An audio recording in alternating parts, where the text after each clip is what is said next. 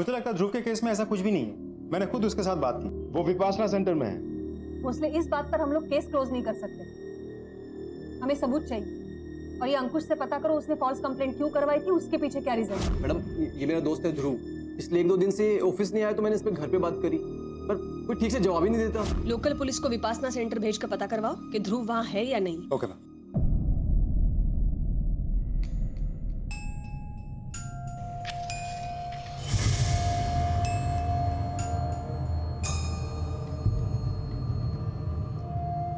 ओम क्रीम ह्रीम चामुंडाय नमः। ओम क्रीम ह्रीम चामुंडाय नमः।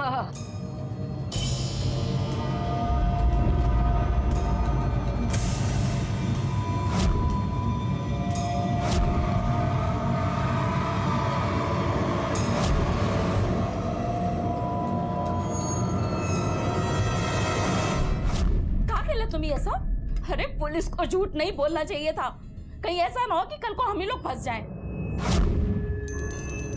आई चाय नहीं पीनी मुझे चाय, चलो आ जाए यहाँ से। विनय पुलिस के पास अपने दोस्त ध्रुव की गुमशुदगी की रिपोर्ट लिखवाने आता है, लेकिन ध्रुव के परिवार वाले पुलिस को बताते हैं कि वो विपासना सेंटर में है। तो फिर ध्रुव की मां क्यों अपने पति से ये कह रही थी कि उन्हें पुलिस से झूठ नहीं बोलना चाहिए था? वो फंस सकते हैं। ऐसा कौन सा राज था जिसे वो छुपा रहे थे? आखिर कहाँ था ध्रुव? और वो औरत कौन थी जो लगातार पूजा पाठ किए जा रही थी? सर, आप उनकी बात पर कैसे भरोसा कर रहे हो? झूठ बोल रहे हैं वो लोग। देखिए, हमारी इंक्वायरी अभी तक खत्म नहीं हुई, समय दीजिए, हम काम कर रहे हैं। पर सर, ध्रुव 2 दिन से मिसिंग है, कहाँ है, क्या कर रहा है, कुछ पता नहीं सर। ये कोशिश कीजिए, समय लगता है। सर, अगर देर हुई तो? काय झालं? मैडम, ध्रुव की फैमिली ने आपको झूठ बोला है। देखिए, आपके कहने पर हम उसके फैमिली के खिलाफ कोई एक्शन नहीं ले सकते। भोसले ने ध्रुव से बात की है, वो ठीक है। अरे मैम, वो झूठ बोल रहे हैं, आपको मिसगाइड कर रहे हैं ना। बिहेव योरसेल्फ, अदरवाइज आपके खिलाफ एक्शन लेनी पड़ेगी मुझे। सॉरी मैडम, पर आप एक क्रिमिनल को छोड़कर एक इनोसेंट आदमी के खिलाफ केस लेने की बात कर रहे हो। हम किसी को नहीं छोड़ रहे, हम हमारा काम कर रहे जैसे हमें करना चाहिए। पुलिस इमोशंस पे नहीं, एविडेंस पे काम करती है, और आपको ये समझना चाहिए।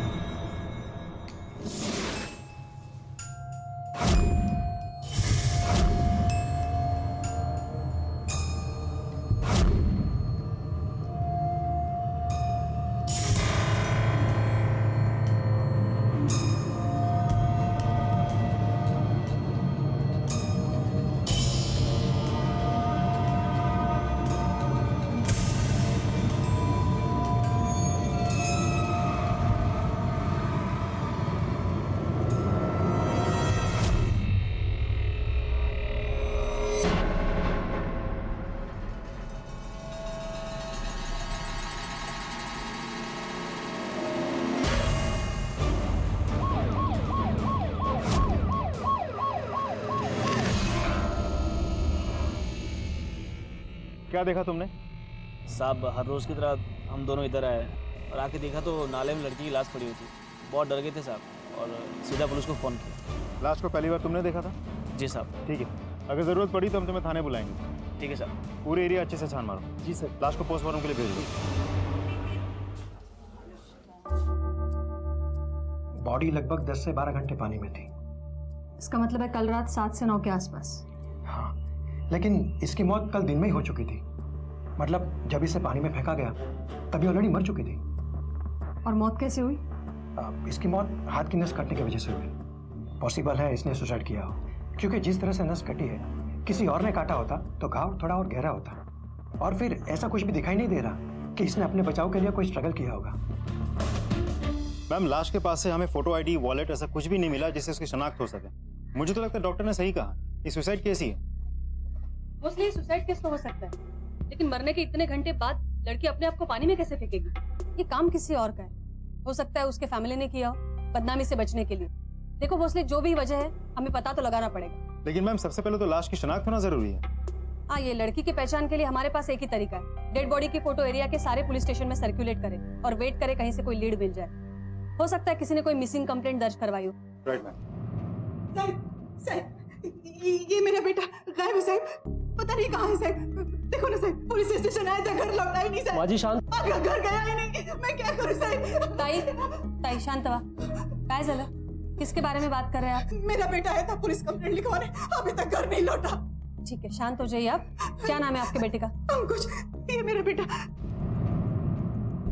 मैडम ये मेरा दोस्त है ध्रुव, पिछले 1-2 दिन से ऑफिस नहीं आया तो मैंने इस पे घर पे बात करी, पर कोई ठीक से जवाब ही नहीं देता।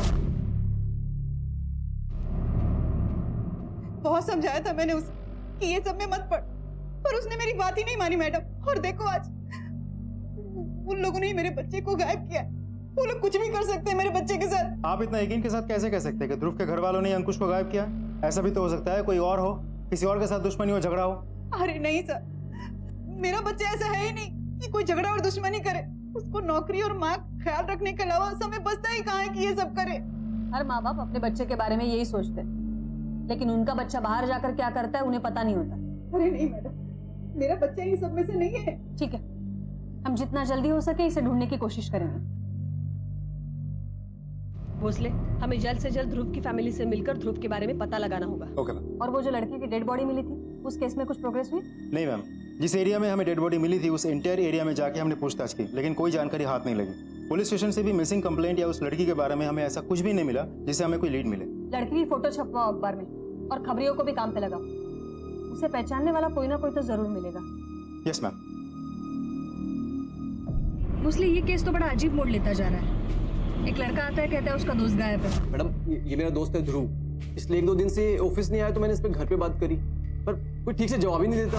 उसके बाद उसकी माँ आती है, कहती है कंप्लेंट करने वाला ही गायब है। मेरा बेटा आया था पुलिस कंप्लेंट लिखवाने, अभी तक घर नहीं लौटा। ये ध्रुव की फैमिली से हमें फिर से पूछताछ करनी चाहिए। लेकिन मैम मैंने इंक्वायरी की, फैमिली का रिकॉर्ड भी चेक किया, किसी का कोई क्रिमिनल रिकॉर्ड भी नहीं। ये भी हो सकता है कि अंकुश उन्हें वाकई में तकलीफ देने की कोशिश कर रहा हो। उसके माँ के मुताबिक तो वो वैसा लड़का है नहीं।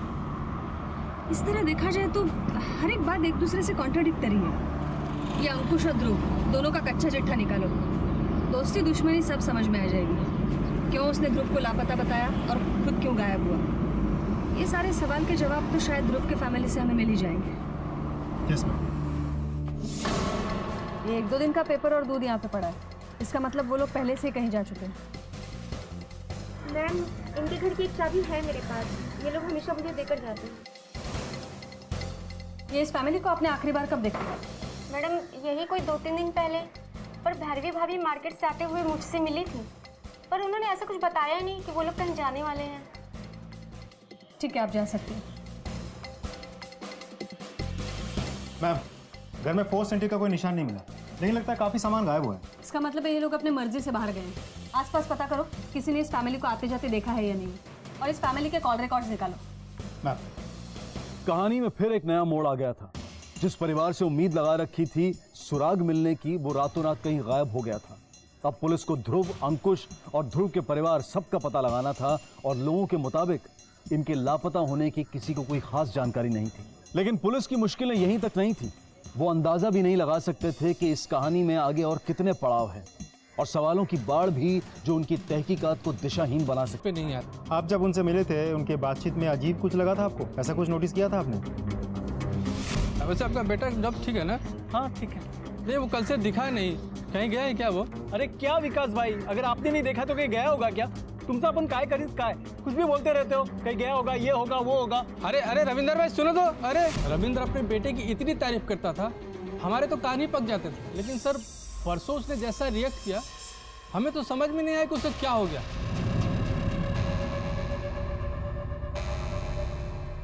सर कुछ दिनों से नहीं बल्कि कई हफ्तों से ये लोग अजीब ही बिहेव कर रहे हैं। अजीब बिहेवियर मतलब मैंने उन्हें कभी पूजा पाठ करते हुए देखा ही नहीं, पर अभी तो रोज वो किसी न किसी पूजा की तैयारी में लगे रहते हैं, और वो भी बड़े गुपचुप तरीके से।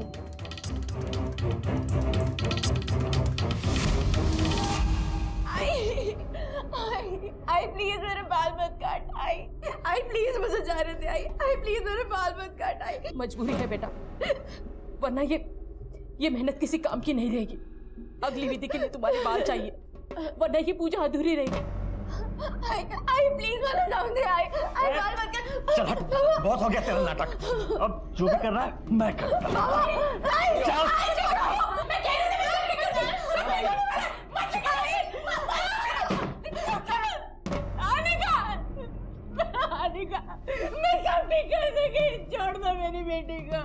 मैं सब ठीक कर दूंगी।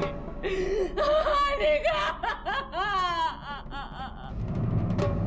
मैम किसी ने उन्हें जाते हुए तो नहीं देखा, लेकिन पड़ोसियों का कहना है कि पिछले कुछ दिनों से वो लोग पूजा पाठ बहुत ज्यादा कर रहे थे। मैम पड़ोसियों का ये भी कहना था कि ध्रुव का नाम सुनते ही रविंद्र बहुत अजीब तरीके से रिएक्ट करता था। तो ध्रुव से मिलना तो हमारे लिए बहुत ही जरूरी है। उसका फोन ट्रेस करो और लोकल पुलिस से फॉलो अप करके कंफर्म करो कि ध्रुव विपासना सेंटर में है या नहीं। यस मैडम, ये ध्रुव की कॉल रिकॉर्ड्स और मोबाइल लोकेशन है। इसके मुताबिक जिस दिन सर ने ध्रुव को कॉल की थी वो विपासना सेंटर के आसपास भी नहीं था। क्या ध्रुव मुझसे झूठ बोल रहा था अपनी फैमिली से? वो झूठी इंफॉर्मेशन क्यों देगा? उसका फोन ट्रेस करो, वही है जो हमारे सवालों के जवाब देगा। यस मैम, जितनी जल्दी हो सके सारी इंफॉर्मेशन ढूंढ के निकालो। जी सर। ये अभी तक यहाँ बैठी है? साहिब, पता चला क्या मेरे बेटे का? मिला वो आपको? देखिए, आपका बेटा अभी तक मिला नहीं, मिल जाएगा, हम कोशिश कर रहे हैं। कोशिश? अभी भी कोशिश?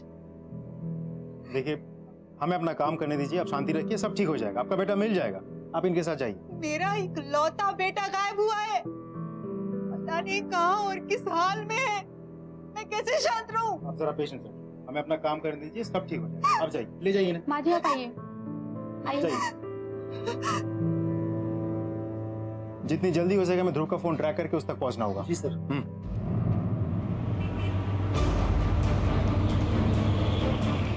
हेलो ध्रुव, सब इंस्पेक्टर भोसले बोल रहा हूँ।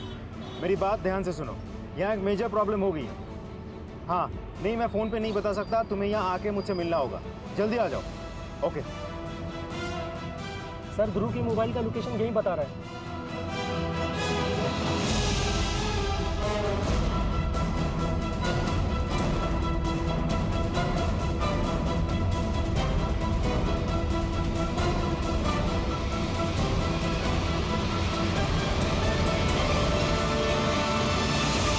ध्रुव,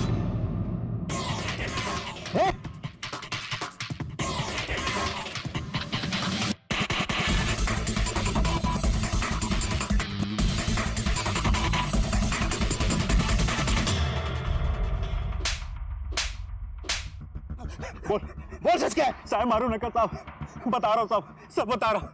ध्रुव मेरा कजन है साहब, वो मेरे चाचा का बेटा है। उन्होंने ही मेरे को उसका फोन दिया था और बोला था कि जब भी ध्रुव का कोई फोन आए तो ध्रुव बनकर बात करना, और उन्होंने मेरे को उसके लिए पैसा भी दिया था सब। क्या हुआ सर? अब क्यों मार रहे हो सर? क्योंकि हम तेरी बातों पर यकीन नहीं कर सकते। इससे पहले भी तूने ध्रुव बनकर हमें धोखा दिया, तो इस बार भी हो सकता है तूने ध्रुव का कोई नुकसान पहुंचाओ। हाँ, उसका फोन चुरा कर खुद ध्रुव बनकर हमसे बचने की कोशिश कर रहे हैं। मैं सच बोल रहा हूँ, मैं रात दिन पीने वाला आदमी हूँ, कोई काम धंधा भी नहीं है। मैं क्या किसी का कोई नुकसान पहुंचाऊंगा साहब? दारू के कारण मैं निकम्मा हो गया, कोई काम का नहीं छोड़ा उसने मुझे। चल। भोसले, ये पड़ोसियों से मिली जानकारी और अब ये मनीष, इसके बाद तो मुझे ऐसा लग रहा है ये सब ध्रुव के फैमिली का किया धरा है। इसका मतलब अंकुश भी सच कह रहा था। सर, आप उनकी बात पर कैसे भरोसा कर रहे हो? झूठ बोल रहे हैं वो लोग। ध्रुव के फैमिली को ट्रैक करो, जैसे सबको मिलते हैं उठाओ सबको। मैडम, हमारा खबरिया आया हुआ है, उस लड़की के बारे में इंफॉर्मेशन लेके जिसकी डेड बॉडी मिली हुई थी। लेके आओ उसे। ओके। हमें अंकुश, ध्रुव और उसकी फैमिली को जल्दी से जल्दी ढूंढना होगा। Yes ma'am.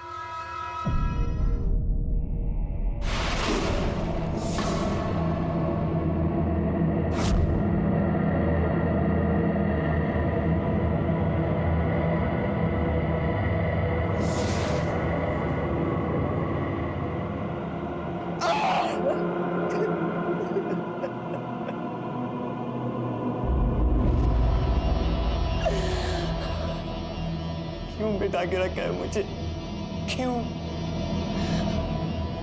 प्लीज मुझे जाने दो यहाँ से, प्लीज।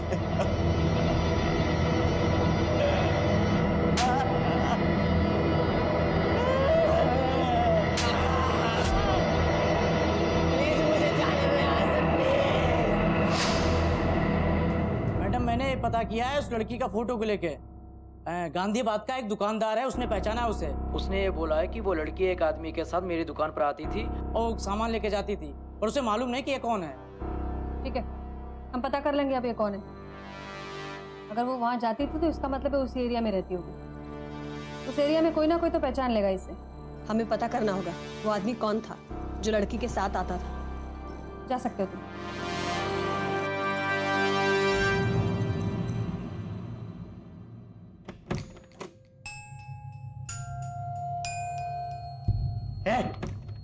बंद करिए सब और जा खाना लेके आ, भूख लग रही है।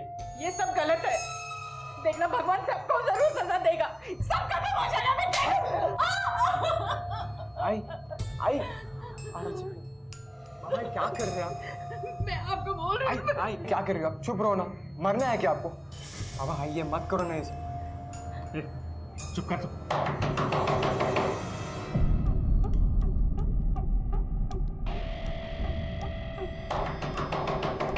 आई को अंदर लेके जाता हूँ। आई चल, आई चल।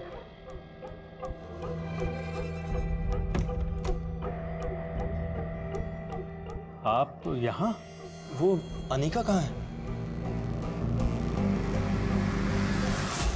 मैम हमने बहुत कोशिश की, लेकिन ध्रुव के फैमिली के बारे में कुछ पता ही नहीं चला ये लोग कहाँ गायब हैं। और इन सारे लोगों के फोन्स तब से स्विच ऑफ है जब से ये फैमिली गायब है।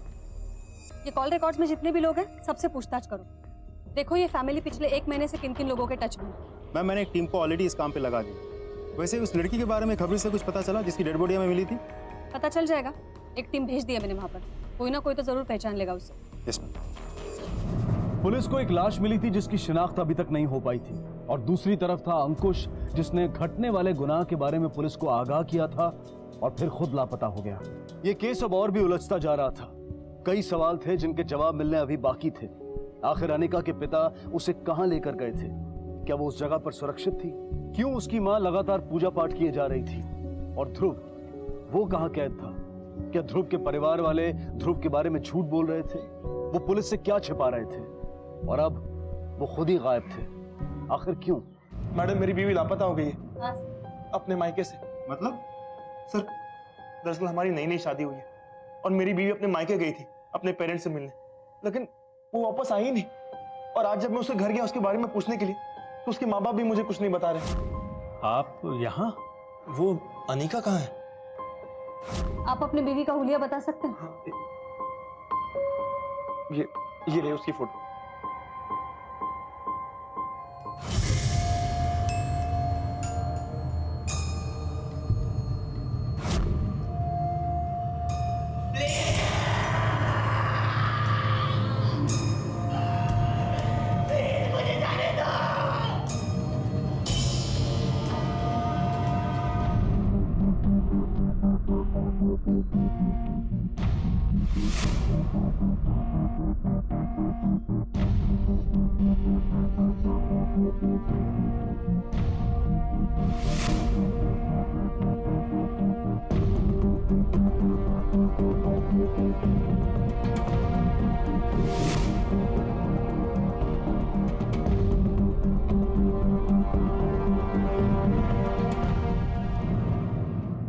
चुप कर दो।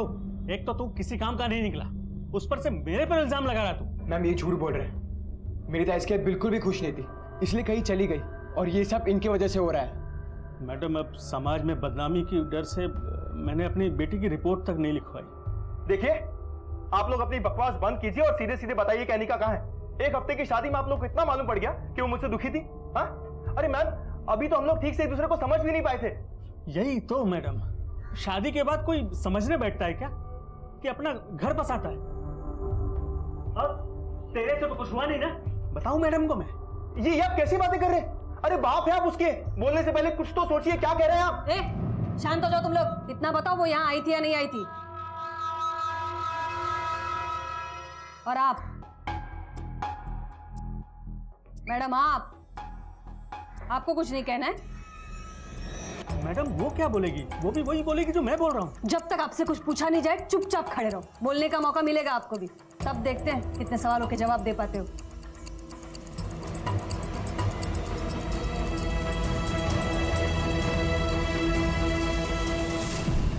मैम मैम मैम आप ये लोग की बातों में मत आइए।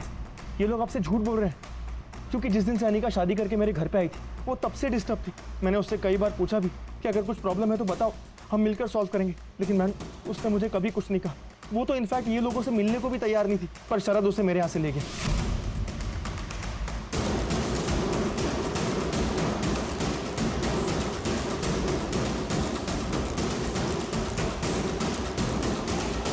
अच्छा शरद सुन ना, ऐसा नहीं हो सकता कि तुम इसे यहाँ से 1-2 दिन बाद लेके जाओ?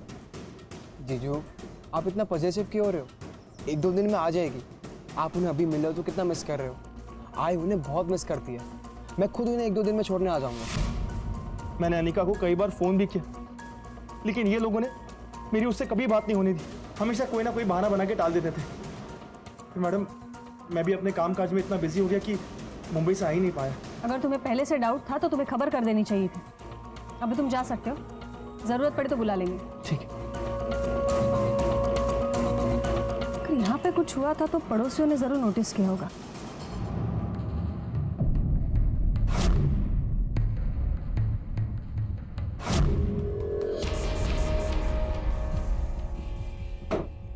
Good morning ma'am. भोसले, ये ध्रुव के पड़ोसियों के हिसाब से ध्रुव के फैमिली ने अचानक से कोई पूजा पाठ शुरू कर दिया था। सेम केस अनिका के फैमिली के साथ भी है। क्यों दोनों फैमिलीज में अचानक से पूजा पाठ का शुरू होना मुझे कोइंसिडेंस नहीं लग रहा है। हो ना हो ये दोनों मिसिंग केस में कुछ ना कुछ तो कनेक्शन है, और जिस कनेक्शन तक हम लोग पहुंच नहीं पा रहे। मैम, ध्रुव का बैकग्राउंड चेक करके हमें अनिका का कोई कनेक्शन नहीं मिला। नहीं मिला है, लेकिन कुछ तो कंफर्मेशन है कि वहाँ एक 25-26 साल के लड़के की डेड बॉडी मिली है।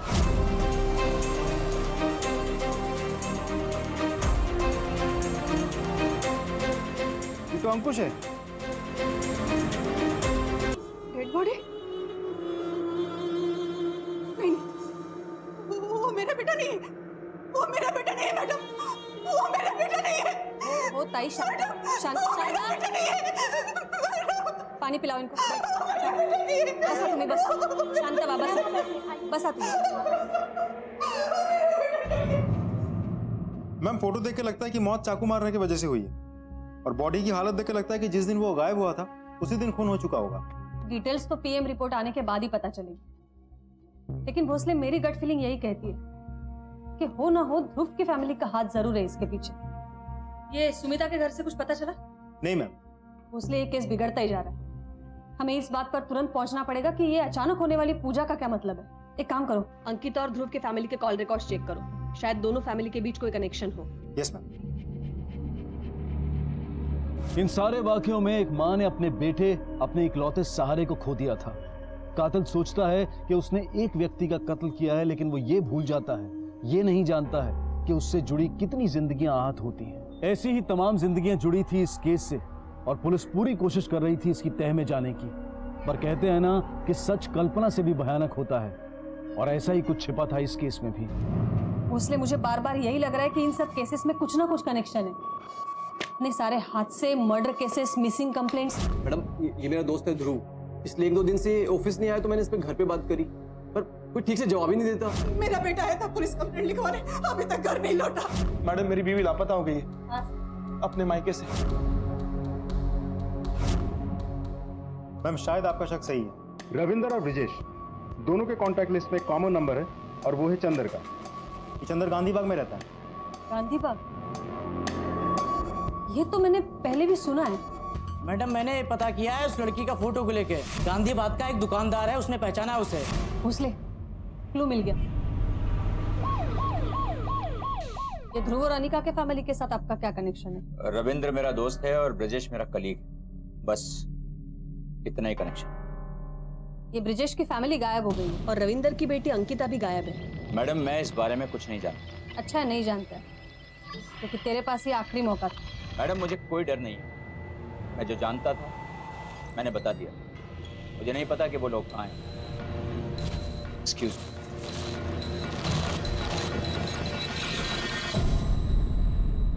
तो कुछ ज्यादा ही ओवर कॉन्फिडेंट है। भोसले, इसका प्रेजेंट पास सब निकालो। जिस लड़की की डेड बॉडी मिली है वो इसी एरिया से है। खबरी के मुताबिक लड़की किसी आदमी के साथ दिखी थी। कहीं ये चंदर तो नहीं? हेलो। Okay, thanks. मैम, ध्रुव की वाइफ का एड्रेस पता चल गया। चलो। तुम्हारे सास ससुर गायब है, पति लापता है, और यहाँ छुप कर बैठी हो तुम। सर, मैं यहाँ अभी आई हूँ। ओ बहू, हाँ मर गई ये भी ना, सुनती नहीं है। जा जल्दी से जाके सामान पैक कर, जल्दी जा। मैं हम कहाँ जा रहे हैं आई? अब ज्यादा सवाल मत कर, जब समय आएगा ना सब पता चल जाएगा। जल्दी जा। आई, मैं अपनी आई के घर चली जाऊँ? क्यों क्यों? वहाँ जाके फंसाएगी हमको? हाँ? नहीं नहीं नहीं आई, कि किसी को मैं कुछ नहीं बोलूंगी। छोड़ो ना इसे, रहने दो इसे, छोड़ो। चलो चलो तुम चलो।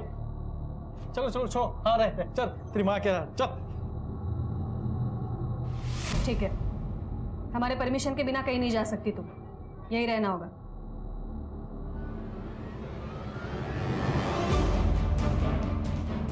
भोसले, मुझे नहीं लगता वो सच बोल रही है, उसके कॉल रिकॉर्ड्स निकलवाओ।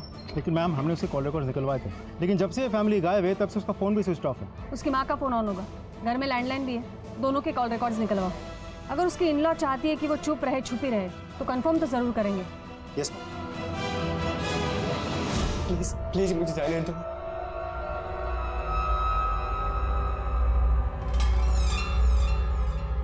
टेंशन मत ले, तेरी कंपनी के लिए तो लाए थे।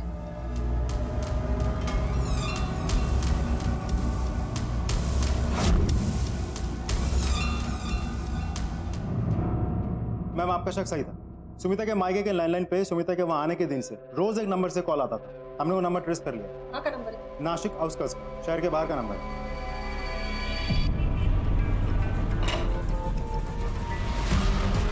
तुझे क्या लगा था हमें चकमा देके भाग जाएगा? हाँ? इसकी बीवी को उठा के लगाओ, घर की तलाशी लो अच्छे से। चल चल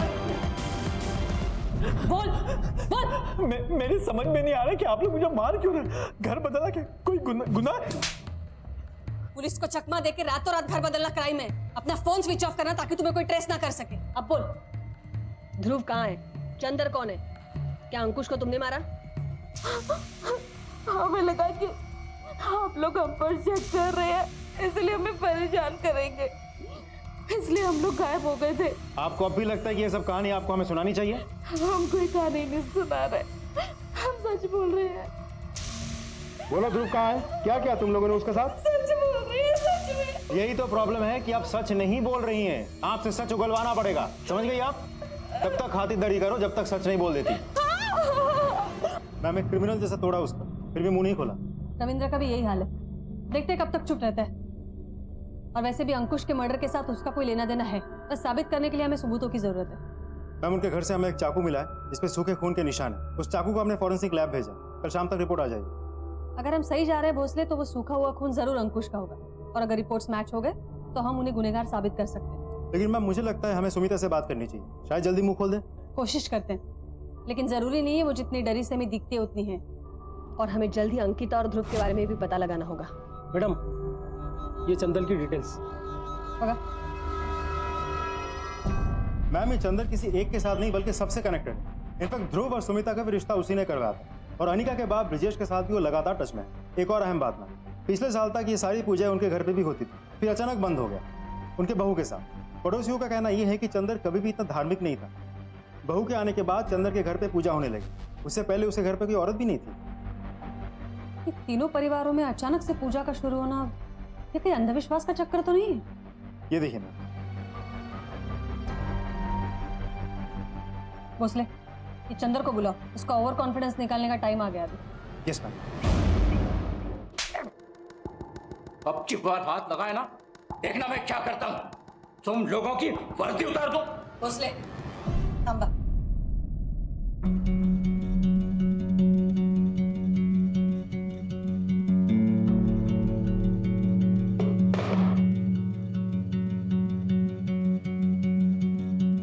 माफ कर, गलती हमारी है। हमें इतना हार्श नहीं होना चाहिए, लेकिन आप भी हमारी मजबूरी समझिए ना। 2 डेड बॉडीज मिली है, 2 लोग मिसिंग है।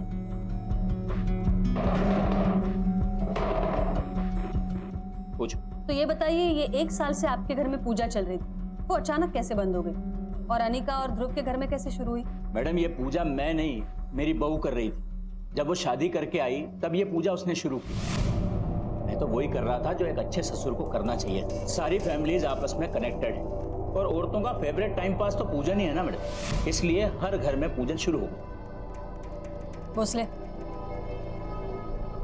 इसे जानते हो? देखिए, हमारे इंटेलिजेंस की और एक्सपीरियंस की थोड़ी इज्जत रख लीजिएगा, और ये मत कहिएगा कि आप इसे नहीं जानते, क्योंकि गांधी बाग में काफी लोगों ने आपको इसके साथ देखा है। अरे लोगों के कहने से क्या होता है मैडम, मैंने कहा ना मैं नहीं जानता मतलब नहीं जानता। तुला सांगितलं? हाँ, मेरी इंटेलिजेंस का इंसल्ट मत करना। ये वही लड़की है जिसकी पहचान नहीं हुई है, ना नाम ना पता। और अब तूने ज्यादा स्मार्ट बनने की कोशिश की तो इतना मारूंगी तुझे कि सब याद आ जाएगा। भोसले, तो मारा याला, ये जन्म की तो क्या सारे जन्म की याद आ जाएगी। सतीश,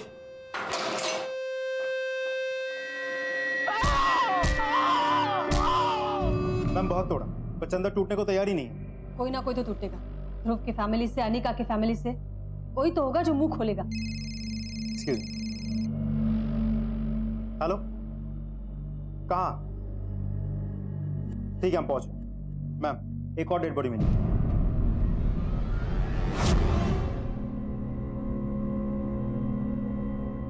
सुसाइड का केस है। पोस्टमार्टम रिपोर्ट में शायद ये साबित भी हो जाए कि मौत कलाई कटने की वजह से हुई है।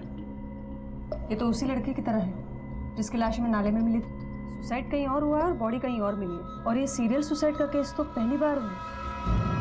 ध्रुव, ध्रुव, ध्रुव, ध्रुव, क्या हो गया ये? ध्रुव, ये नहीं हो सकता। मैंने मना किया था, आपको बोला था। ये शायद दुनिया का पहला केस था जहां सीरियल मर्डर्स नहीं बल्कि सीरियल सुसाइड्स हो रहे थे। लेकिन कैसे? कोई तो था जो इन्हें अंजाम दे रहा था, जो लाशों को मौत की जगह से दूसरी जगह ले जाता था। किसी ने उसे क्यों कैद किया था और उसके साथ ऐसा क्या हुआ था कि उसने अपनी ही जान ले ली? एक कैदी की जिंदगी की प्रताड़ना से लेकर उसके मृत पाए जाने तक की उसकी कहानी। के लिए तो सच बोलिए, आपके बेटे ने सुसाइड किया नहीं है, करवाया गया है उससे। आप नहीं चाहती कि जिसने ये सब करवाया है उसको सजा मिले?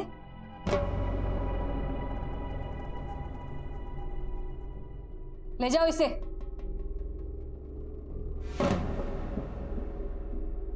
एक इंसान मुंह नहीं खोल रहा है यहाँ पर। केस सॉल्व होने के इतना करीब होने के बाद कुछ नहीं कर पा रहे भोसले हम। बस और इतनी देर ना हो जाए कि वो अनिका इस सब का शिकार हो जाए। प्लीज समझ रहा, सुधर जा। मैं तो ऐसी हालत करूंगा न जी पाएगी न मर पाएगी, समझे?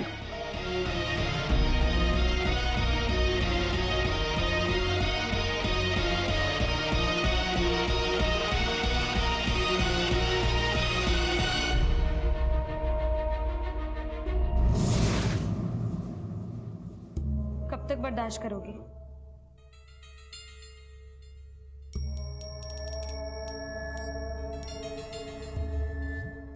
मान लो मेरी बात। आज तक जिसने भी मेरी बात मानी है सब शांति से है। हेलो, मैं आजाद नहीं हो सकती, तुम हो सकती हो। मैं हूं ना तुम्हारी मदद के लिए। ध्रुव, वो जो तुम्हारे साथ यहाँ बंद था, पति था मेरा, आजाद हो गया। लो, आजाद हो जाए।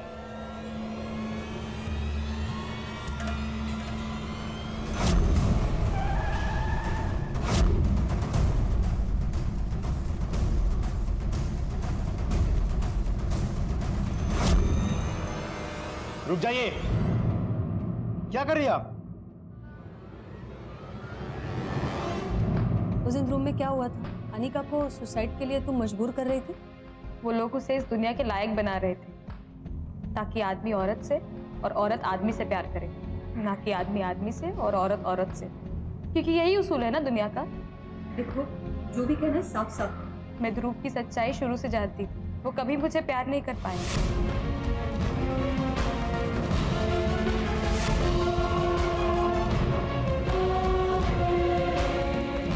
लेकिन जब उसके बाबा ने उसे उस हाल में देखा,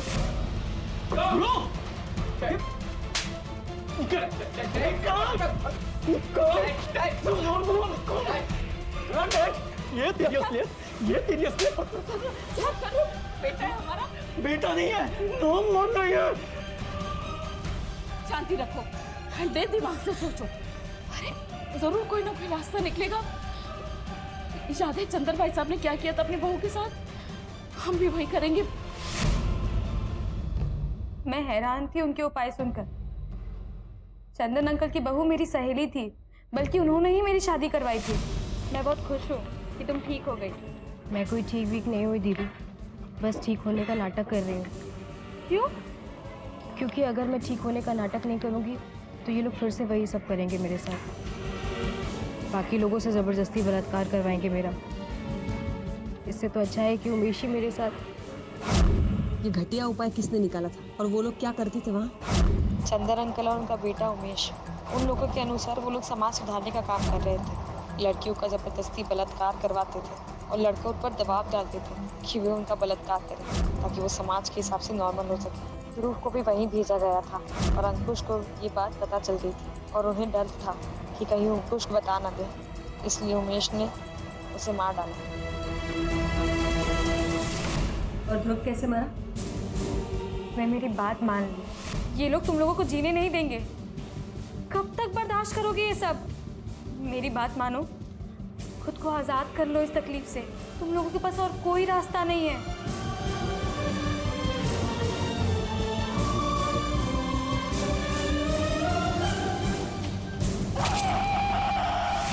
मैं भी बचने के लिए यही रास्ता अपनाना चाहती हूँ। जब मेरे सौतेले बाप ने पहली बार मेरा बलात्कार किया था, क्योंकि मैं वैसी बेटी नहीं थी जैसी बेटी वो चाहते थे। मैं बहुत छोटी थी। बार बार तय किया कि मैं अपनी जान ले लूं, नहीं ले पाई। फिर इन लोगों को देखकर लगा कि मैं इन लोगों को बचाने के लिए ही बच गई। इसे बचाना नहीं, कत्ल करना है। अब जो चाहिए वो कहिए, लेकिन मैंने इन लोगों को आजाद कराया है। इसे जानते हो? ये शालू है। इसने सबसे आसानी से मेरी बात मान ली।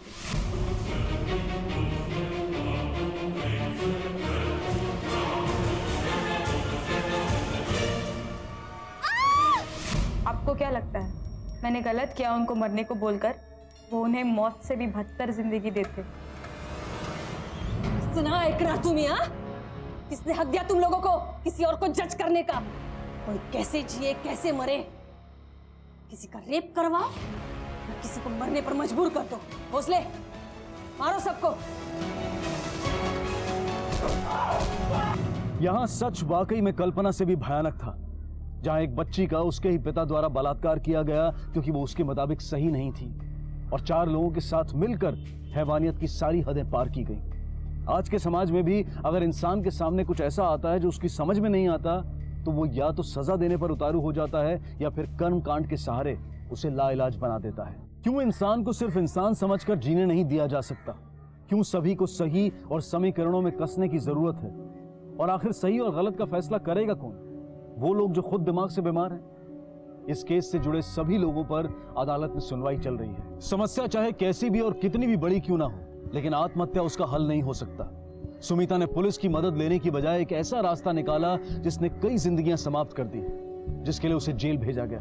अनिका इस खेल से बच गई और जिंदगी के मायने और शांति ढूंढने की उम्मीद बनी रही, जिसमें उसके परिवार ने उसका साथ दिया। लेकिन अंकुश की मां तमाम जिंदगी अकेले जीने के लिए मजबूर थी, अपने बेटे की मौत का दुख अपने साथ लेकर। जब भी अपने आप को किसी व्यक्ति या विचारधारा के प्रति हिंसक पाएं, तो उससे दूरी बना लें, क्योंकि ये रास्ता सीधा जेल तक ले जाता है। इसी विचार के साथ अब मैं अनूप सोनी आपसे विदा लेता हूं। फिर मुलाकात होगी अगले एपिसोड में एक और चौंका देने वाले केस के साथ। तब तक अपना और अपने परिवार का ख्याल रखें और देखते रहें क्राइम पेट्रोल डायल 100। सबक एक को सीख हम सबको। जय हिंद।